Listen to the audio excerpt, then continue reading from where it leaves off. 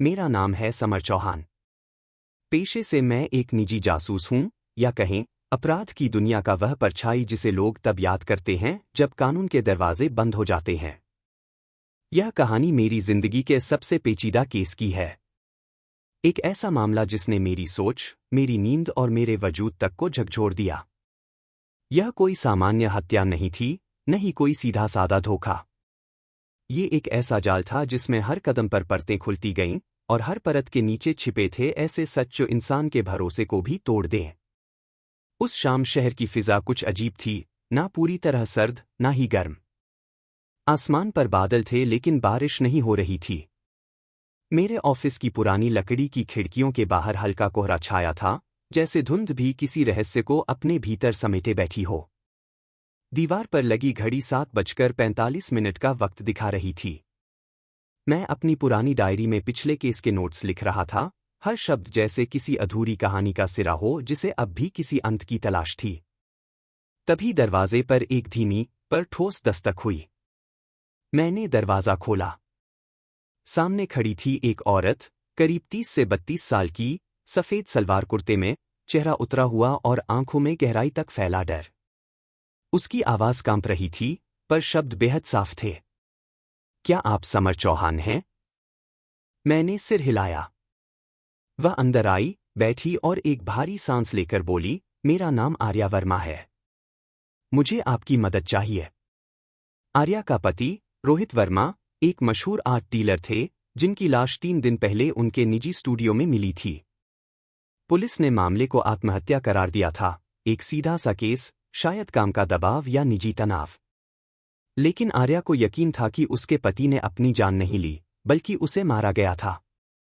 और वो जानती थी कि अगर कोई उसकी इस बात को साबित कर सकता था, तो वो मैं था, समर चौहान। मैंने उसका बयान गौर से सुना, उसकी आंखों में देखकर अंदाजा लगाने की कोशिश की कि क्या वो सच बोल रही है या बस गम में डूबी कोई कल्पना कर रही है। लेकिन उसकी आंखों में जो डर था, वो झूठा नहीं हो सकता था। वो डर जो सिर्फ किसी बहुत करीब के धोखे से ही आ सकता है। क्या आपको किसी पर शक है? मैंने पूछा। उसने चुपचाप सिर झुका लिया और धीमे स्वर में बोली, रोहित के एक बिजनेस पार्टनर थे, आदित्य मेहरा। पिछले कुछ महीनों से उनके बीच काफी तनाव था। लेकिन पुलिस ने उनसे ढंग से पूछताछ भी नहीं की। मैंने गहरी सांस ली। केस में अब कुछ दिलचस्प दिखने लगा था। मैंने अगली सुबह स्टूडियो का मुआयना करने का फैसला किया। अगली सुबह 9 बजे मैं आर्या से मिला और हम दोनों स्टूडियो पहुंचे। बाहर पुलिस की सील अभी भी लगी थी, लेकिन आर्या के पास चाबी थी। जैसे ही हमने अंदर कदम रखा, एक अजीब सी ठंडक का एहसास हुआ। हर दीवार पर लटकी पेंटिंग्स गवाह थीं उस शख्स की जो अब इस दुनिया में नहीं था। कमरे का मुआयना करते हुए मेरी नज़र एक डेस्क पर पड़ी, जिस पर एक अधूरी पेंटिंग और उसके नीचे बिखरे कुछ ब्रश और रंग रखे थे। मैंने देखा कि पेंटिंग की छवि किसी महिला की थी, पर चेहरा अधूरा। ऐसा लगता था कि रोहित कुछ कहने की कोशिश कर रहे थे, कुछ ऐसा जो शब्दों से नहीं, रंगों से जाहिर हो। डेस्क के दराज में मुझे एक छोटी सी डायरी मिली। उसके कुछ पन्नों में उर्दू में कुछ शेर लिखे थे, और आखिरी पन्ने पर सिर्फ एक नाम, अनन्या। अनन्या कौन है? मैंने आर्या से पूछा। उसका चेहरा स्याह पड़ गया। मुझे नहीं पता, उसने कहा। लेकिन उसकी आंखें कुछ और कह रही थीं। अब यह मामला और भी उलझ गया था। मैंने तय किया कि अब आदित्य मेहरा से मिलना जरूरी हो गया था। उसकी फर्म शहर के पॉश इलाके में थी। मैं जब वहां पहुंचा तो रिसेप्शन पर बैठी युवती ने मुझे तुरंत भीतर भेजा। आदित्य एक आकर्षक, आत्मविश्वासी इंसान लगा, लेकिन उसकी आंखों में कोई अजीब सी बेचैनी थी। मुझे नहीं लगता कि इसमें कोई साजिश है, मिस्टर चौहान, उसने कहा। रोहित एक संवेदनशील इंसान था। कला की दुनिया में दबाव बहुत होता है। लेकिन मेरी आदत है हर बात को चेहरे से पढ़ने की। और आदित्य का चेहरा कह रहा था कि कुछ छुपाया जा रहा है। मैंने और सवाल नहीं किए, लेकिन जाते हुए एक बात नोट की, उसके ऑफिस की दीवार पर वही पेंटिंग टंगी थी, जैसी स्टूडियो में अधूरी थी। पर यह पूरी थी। चेहरा भी साफ, और वही नाम नीचे लिखा था, अनन्या। अब मुझे यकीन हो गया था कि ये केस आत्महत्या का नहीं था। रोहित ने किसी को बेनकाब करने की कोशिश की थी। शायद वो काम पूरा नहीं कर पाया, लेकिन सुराग छोड़ गया था। हर केस की शुरुआत एक शंका से होती है, लेकिन यह केस शक के दायरे से कहीं ज्यादा था। रोहित वर्मा की मौत एक सीधी सादी दुर्घटना या आत्महत्या लग सकती थी, लेकिन मेरी आदत है चीजों को उनके चेहरे पर नहीं परखने की। और जब मैं आर्या वर्मा की आंखों में गहराई से देखता, तो एक ऐसी घबराहट, एक ऐसा डर दिखाई देता जो किसी सामान्य दुख से कहीं आगे की चीज थी। मैंने अगले ही दिन सुबह सबसे पहले उस बंगले का रुख किया जहां रोहित की मौत हुई थी। यह शहर के पॉश इलाके में स्थित था, चारों ओर ऊंची दीवारें, इलेक्ट्रॉनिक गेट और भीतर एक शांत लेकिन अजीब सन्नाटा। आर्या ने मुझे खुद गेट खोलकर अंदर बुलाया। बंगला जितना बाहर से शांत था, अंदर से उतना ही बोझिल महसूस हो रहा था। मैंने सीधा उस कमरे का जायजा लिया जहां रोहित की लाश पाई गई थी। वो कमरा उनकी लाइब्रेरी थी, किताबों से भरा, एक ओर पुरानी लकड़ी की मेज, दूसरी ओर खिड़की से बाहर खुलता छोटा बगीचा। रोहित अपनी आखिरी सांसें इसी कमरे में ले गया था। फर्श पर खून के हल्के धब्बे अब भी मौजूद थे, जिन्हें साफ किया गया था, लेकिन निशान पूरी तरह मिटाए नहीं जा सके थे। पुलिस ने क्या कहा इस बारे में? मैंने आर्या से पूछा। उनका कहना है कि ये आत्महत्या है, उसने धीमे स्वर में कहा, लेकिन मैं जानती हूं, रोहित ऐसा नहीं कर सकता। वो अंदर से जितना भावुक था, उतना ही मजबूत भी। और उस रात वो बिल्कुल ठीक था। हम खाना खा रहे थे, बातें कर रहे थे। मैंने दीवारों को गौर से देखा। एक कोना थोड़ा सा अलग रंग का लग रहा था, जैसे कुछ छिपाने की कोशिश की गई हो। मैं पास गया, उंगलियों से उस जगह को छुआ और एक हल्की सी उखड़ी पपड़ी उखड़ी, ताज़ा पेंट। मैंने अपने नोटबुक में इसे लिख लिया, दीवार पर हाल ही में पेंट किया गया है। जांच आगे बढ़ी। मैंने रोहित के ऑफिस के एक पुराने सहकर्मी से मिलने का निर्णय लिया, नाम था अर्जुन भाटिया। वो रोहित के साथ कई सालों तक आर्ट डीलिंग के बिजनेस में रहा था। एक छोटा सा स्टूडियो चलाता था जहां वो पुरानी पेंटिंग्स की मरम्मत करता था। अर्जुन से मिलने पर वो थोड़ा हिचकिचाया, लेकिन जब मैंने रोहित का जिक्र किया तो उसकी आंखों में एक तेज चमक आई, दुख की नहीं, डर की। देखिए, मैं ज्यादा कुछ नहीं जानता, उसने कहा, लेकिन रोहित पिछले कुछ हफ्तों से किसी चीज को लेकर बहुत तनाव में था। वो बार बार कहता था कि कुछ है जो गलत हो रहा है। कोई है जो मुझे खत्म करना चाहता है। मैंने सोचा वो ज्यादा सोच रहा है, लेकिन शायद मैं गलत था। मैंने अर्जुन से आखिरी मुलाकात के बारे में पूछा, तो उसने बताया कि रोहित उसके पास एक पेंटिंग लेकर आया था, बहुत पुरानी, शायद 18वीं सदी की। उस पर काम करने के लिए कहा गया था, लेकिन रोहित ने कभी उसे वापस लेने नहीं आया। मैंने वो पेंटिंग देखने की इच्छा जताई। अर्जुन मुझे स्टोर रूम में ले गया और एक काले कपड़े में लिपटी पेंटिंग सामने रख दी। मैंने कपड़ा हटाया, वह एक अजीब सी आकृति थी, आंखों में कुछ ऐसा जो मन में बेचैनी भर दे। ये क्या है? मैंने पूछा। कोई हस्ताक्षर नहीं है, कोई रिकॉर्ड नहीं है, अर्जुन ने कहा, लेकिन रोहित इसे बहुत कीमती कहता था। और बहुत खतरनाक भी। मैंने तस्वीर का एक क्लोजअप अपने कैमरे में लिया और पेंटिंग के पीछे देखा, एक कोड जैसा कुछ उकेरा हुआ था, 1247 माइनोरस। अब ये केस एक नया मोड़ ले चुका था। एक रहस्यमयी पेंटिंग, एक मृत आदमी की आशंका, और एक पत्नी जो खुद सवालों के घेरे में आ रही थी। शाम होते होते मैं वापस अपने ऑफिस लौट आया। दीवार पर लगी घड़ी फिर वही समय दिखा रही थी, 7:45। लेकिन इस बार हवा में कुछ और था। जैसे कोई परछाई मेरे पीछे पीछे चली आई हो। मैंने कमरे की बत्तियां बुझाईं, खिड़की बंद की और अपनी कुर्सी पर बैठकर फाइलें खोल ली। मामला अब केवल रोहित वर्मा की मौत नहीं रहा था, अब ये एक सिलसिले की शुरुआत थी। और मैं जानता था, ये सिलसिला मुझे कहाँ ले जाएगा, इसका अंदाजा अभी किसी को नहीं था। हर गुत्थी जब सुलझने लगती है, तो वह एक नई गुत्थी को जन्म देती है। रोहित वर्मा की लाइब्रेरी से मिली उस गुप्त चिट्ठी ने मामले को एक नई दिशा दी थी। वह चिट्ठी एक नाम का जिक्र कर रही थी, रजत मल्होत्रा। एक ऐसा नाम जो अब तक इस कहानी में कहीं नहीं था। रजत मल्होत्रा, एक जाने माने क्रिमिनल लॉयर और साथ ही आर्या वर्मा का कॉलेज का पुराना मित्र था।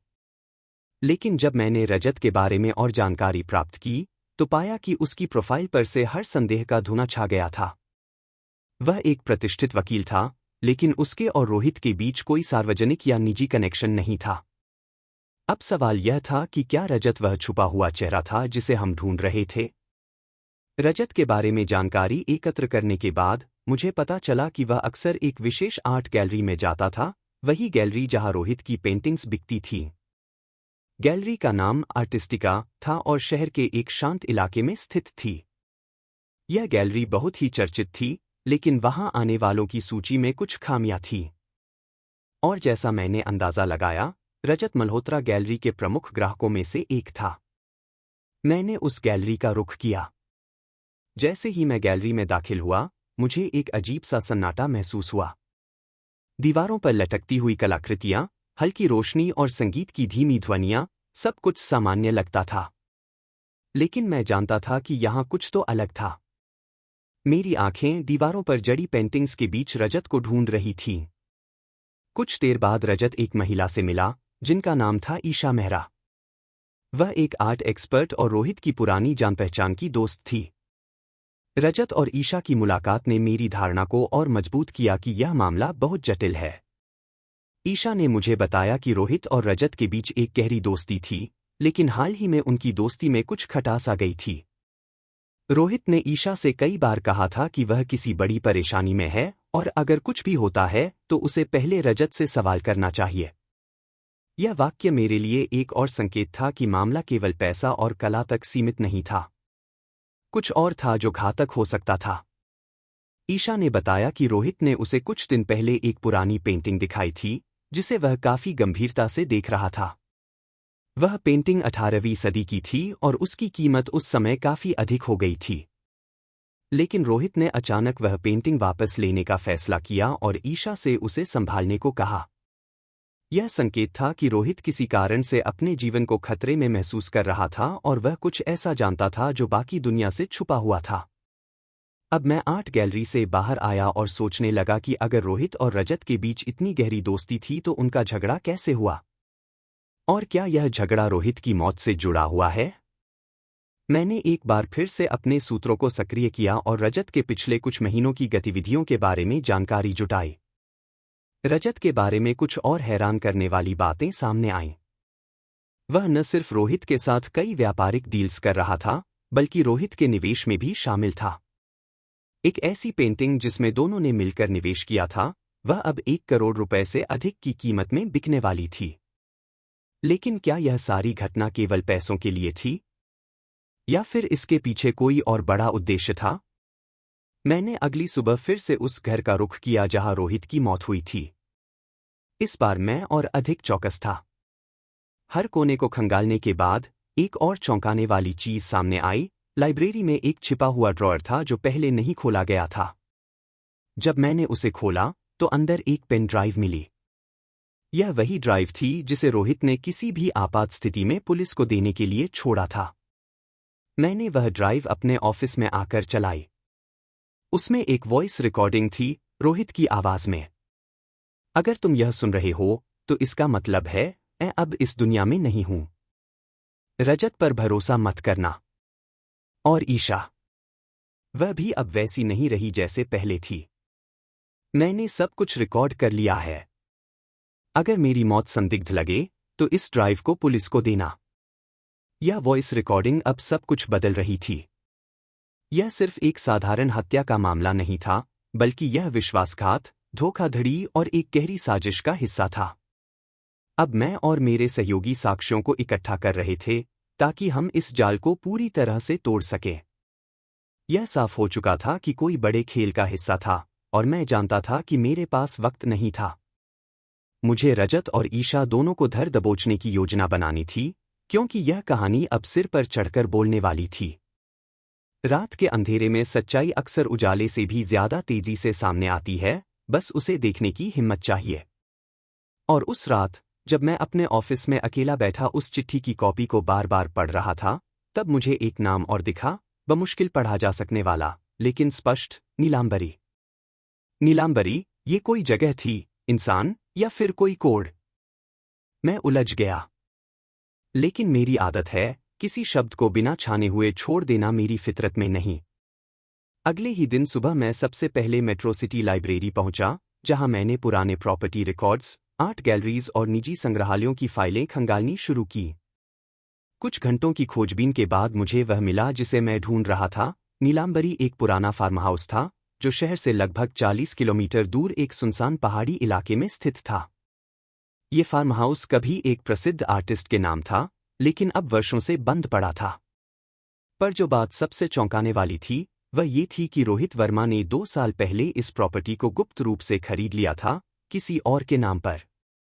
मैंने तय किया, अब वहां जाना जरूरी है। अगली सुबह मैं अपनी कार लेकर नीलांबरी के लिए रवाना हुआ। रास्ता सुनसान था, घने पेड़ों से घिरा, कहीं कहीं कच्चा, और जगह जगह पर मोबाइल नेटवर्क गायब। जैसे जैसे मैं पास पहुंच रहा था, माहौल और भारी होता जा रहा था। उस पुरानी हवेली के सामने रुकते ही मेरी सांस थोड़ी तेज हो गई। न खिड़कियां खुली थीं, न कोई आवाज थी। बस समय जैसे रुक गया हो। हवेली के भीतर घुसते ही मुझे एक हल्की सी गंध महसूस हुई, पुरानी लकड़ी, बंद कमरों और जैसे कोई लंबे समय से यहां आया न हो। लेकिन जैसे ही मैं ड्राइंग रूम में पहुंचा, मुझे एक चीज ने चौंका दिया, टेबल पर रखी ताज़ा सिगरेट की डिब्बी और अधजली अगरबत्ती। कोई हाल ही में यहां आया था। मैंने कमरे की तलाशी शुरू की। एक दीवार पर अधूरी पेंटिंग टंगी थी, वही स्टाइल जो रोहित की कला में दिखाई देता था। और पास में रखी एक पुरानी अलमारी में कुछ कागज, फाइनेंशियल ट्रांजैक्शन, एक लॉकर की रसीद और एक नाम, कविता माथुर। अब मामला और उलझ चुका था। कविता माथुर, ये नाम मैंने पहले कभी नहीं सुना था, लेकिन रसीद पर लिखा था, रजत मल्होत्रा के माध्यम से, लॉकर संख्या 119, यूनिवर्सल बैंक। अब बात साफ हो चुकी थी, रजत, रोहित और अब कविता, तीनों किसी न किसी तरह इस साजिश में जुड़े थे। पर सवाल वही था, रोहित की मौत क्यों और कैसे? मैंने तुरंत यूनिवर्सल बैंक की ब्रांच की तलाश शुरू की। लॉकर तक पहुंचने के लिए मुझे कानूनी रास्ता अपनाना पड़ा, लेकिन मेरे पास अब पर्याप्त प्रमाण थे कि यह मामला आत्महत्या का नहीं, हत्या का है, योजनाबद्ध और गहरी साजिश के तहत किया गया। बैंक में जो मिला, उसने मेरी सोच को पूरी तरह बदल दिया। लॉकर के अंदर एक हार्ड ड्राइव, कुछ दस्तावेज और एक पेनड्राइव रखी थी। हार्ड ड्राइव में रोहित वर्मा की निजी जर्नल एंट्रीज थीं, जहां उसने अपने डर, तनाव और संदेहों को दर्ज किया था। अगर मुझे कुछ हो जाए, तो इसका जिम्मेदार रजत और कविता होंगे। उन्होंने मुझसे मेरे आर्टवर्क्स चुरवाए हैं और अब मुझे ब्लैकमेल कर रहे हैं। मैं देर तक उन फाइलों को देखता रहा। कहानी अब एकदम साफ थी, लेकिन सबूतों को अदालत में पेश करने के लिए और कड़ियां जोड़नी होंगी। कविता माथुर अब मेरा अगला लक्ष्य थी। और मैं जानता था, जैसे जैसे मैं सच्चाई के करीब पहुंचूंगा, वैसे वैसे खतरे भी बढ़ते जाएंगे। हर राज की एक सीमा होती है, एक ऐसी रेखा जहां पहुंचते ही या तो सब कुछ साफ हो जाता है, या फिर हम अंधकार में हमेशा के लिए खो जाते हैं। अब मैं उस अंतिम रेखा पर था। मेरे चारों ओर फैली परतें एक एक करके हट रही थीं, और पीछे बच रही थी केवल सच्चाई, भयानक, कड़वी लेकिन जरूरी। नीलांबरी फार्म हाउस में जिस हमले से मैं बाल बाल बचा, वह कोई साधारण डराने की कोशिश नहीं थी, वह एक चेतावनी थी। लेकिन समर चौहान चेतावनियों से पीछे हटने वालों में नहीं था। मैंने फार्म हाउस से जो दस्तावेज इकट्ठे किए थे, उनमें एक रजिस्ट्री कॉपी, एक पेंटिंग की नकली रसीद, और सबसे जरूरी, एक ऑडियो टेप मिला था। उस टेप को सुनना जैसे किसी कब्र से आवाजें निकालना था। उसमें रोहित वर्मा और रजत मल्होत्रा के बीच की बातचीत रिकॉर्ड थी, और वे केवल कला की नहीं, पैसे, ब्लैकमेल और धोखे की बात कर रहे थे। उस टेप ने पूरी कहानी को पलटकर रख दिया। रजत, जो अब तक एक सफल वकील के रूप में सामने था, असल में रोहित के साथ मिलकर अवैध कला सौदों में लिप्त था। वे नकली पेंटिंग्स को असली बताकर करोड़ों का घोटाला कर रहे थे। लेकिन कहानी यहीं खत्म नहीं होती। टेप के आखिरी हिस्से में एक और नाम सामने आया, आर्या। हाँ, वही आर्या वर्मा, जो रोहित की पत्नी थी। वही आर्या, जो अब तक इस केस में केवल एक दुखी विधवा के रूप में दिख रही थी। लेकिन इस टेप में उसकी आवाज साफ थी, अब उसे हटाना होगा, वरना सब कुछ उजागर हो जाएगा। मुझे जैसे बिजली का झटका लगा। आर्या? क्या वह भी इस खेल में शामिल थी? मैंने तुरंत एक रणनीति बनाई। अब समय था सच को सामने लाने का। मैंने रजत को एक जाल में फंसाया, उसे एक फर्जी ग्राहक के तौर पर $1 मिलियन की डील का लालच दिया गया और मीटिंग सेट की गई उसी गैलरी में जहां सब शुरू हुआ था। दूसरी ओर, मैंने आर्या को भी आमंत्रित किया। इस बार उसे यकीन था कि वह एक कानूनी सलाह के लिए आ रही है। लेकिन मैं वहां था, अपने सारे सबूतों के साथ। गैलरी में, जब रजत और आर्या आमने सामने हुए और मैंने वह टेप प्ले किया, तो कमरा जैसे ठहर गया। आर्या की आंखें फटी रह गईं, रजत का चेहरा पीला पड़ गया। बस करो समर, रजत चीखा, तुम नहीं जानते ये सब क्यों हुआ।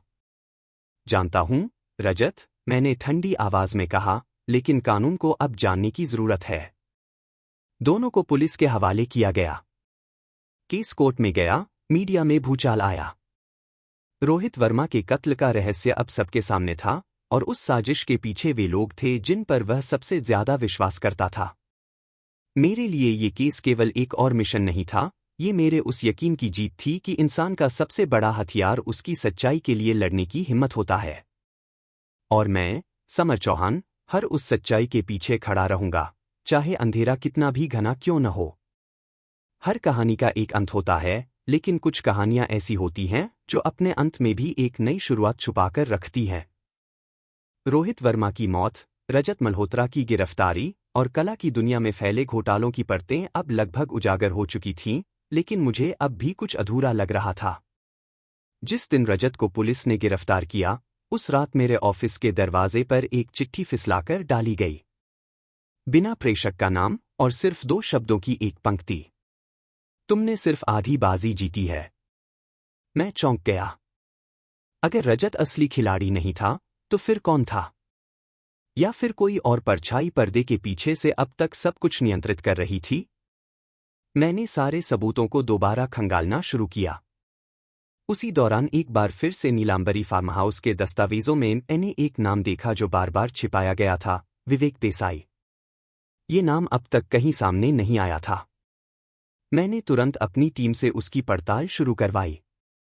विवेक देसाई, एक इंटरनेशनल आर्ट डीलर, जो कई साल पहले भारत आया था और फिर अचानक गुमनाम हो गया। उसकी कंपनी का नाम था द अर्बन कलेक्टिव, जिसने कई अवैध आर्ट शिपमेंट्स किए थे। और सबसे चौंकाने वाली बात ये थी कि रजत और रोहित, दोनों की फाइनेंशियल डीलिंग्स में इस कंपनी का नाम दर्ज था। मैं अब इस कहानी के आखिरी पर्दे की ओर बढ़ रहा था। अगला कदम था लंदन, क्योंकि विवेक देसाई अब वहीं था और वहीं से सब कुछ चला रहा था। रात की गहराई जितनी अधिक होती है, सुबह उतनी ही पास होती है। और अब, इस अंधेरे रहस्य की यात्रा आखिरकार अपने अंतिम मोड़ पर थी। मैंने महीनों तक तह दर तह इस केस को उधेड़ा था। अब मेरे सामने था वो चेहरा, जिसे सबने अनदेखा किया था, विवेक देसाई। कला की दुनिया का काला सौदागर, जो पर्दे के पीछे से करोड़ों का खेल खेल रहा था। जैसे जैसे मैंने उसके खिलाफ सबूत इकट्ठा किए, उसकी असली ताकत सामने आने लगी। सिर्फ भारत ही नहीं, वह अंतर्राष्ट्रीय स्तर पर नकली कलाकृतियां बेचता था, हवाला के जरिए पैसे भेजता था, और ऐसे कई चेहरे इस्तेमाल करता था जो दिखने में साफ सुथरे लगते थे। रजत मल्होत्रा सिर्फ उसका मोहरा था।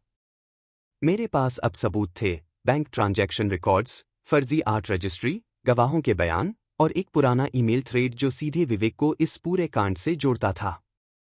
लेकिन उसे गिरफ्तार करना इतना आसान नहीं था। उसके पास पावर थी, पैसे थे, और कई लोग जो उसके लिए जान देने को तैयार थे।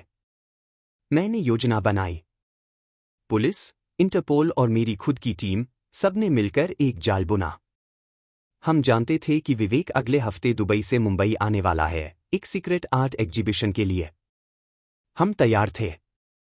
जिस रात हमने ऑपरेशन चलाया, मैं खुद वहां था, उसी होटल की तीसरी मंजिल पर, जहां वह अपने लोगों से मिलने आया था। चारों ओर पुलिस तैनात थी, सब कुछ सटीक और शांत। जैसे ही विवेक ने कमरा खोला, मैं उसके सामने आ गया। उसने आंखें तरेरी, मुस्कुराया और कहा, तुम जीत नहीं पाओगे, समर। सिस्टम मुझे बचा लेगा। मैंने उसकी आंखों में देखा और जवाब दिया, तू भूल गया, सिस्टम अब जाग गया है। अगले ही पल, उसे हथकड़ियों में जकड़ लिया गया। वर्षों का अंधेरा उस एक पल में उजाले में बदल गया। कोर्ट में सुनवाई लंबी चली। कई बार उसने धमकी दी, सौदे की कोशिश की, लेकिन सब कुछ नाकाम रहा। न्यायपालिका ने उसे आजीवन कारावास की सजा सुनाई और उसके पूरे रैकेट का पर्दाफाश कर दिया गया। रजत मल्होत्रा ने कोर्ट में अपने गुनाह कबूल कर लिए और गवाही देकर कई और मास्टरमाइंड्स के नाम उजागर किए। रोहित वर्मा की बहन आर्या को भी अब शांति मिली, उसे अपने भाई की असली मौत की वजह जानने का संतोष था। मैं समर चौहान एक बार फिर उस मोड़ पर था जहां एक केस खत्म होता है और एक नया इंतजार करता है। मेरे ऑफिस की खिड़की से सुबह की रोशनी अंदर आ रही थी। मैंने अपनी डायरी बंद की, एक गहरी सांस ली और मुस्कुरा दिया। क्योंकि सच्चाई कभी हारती नहीं, वो बस सही समय का इंतजार करती है। एक और केस खत्म हुआ, लेकिन सच्चाई की ये तलाश कभी खत्म नहीं होती। हमारे अगले वीडियो के लिए जुड़े रहें, हम जल्द ही नए वीडियो के साथ मिलेंगे।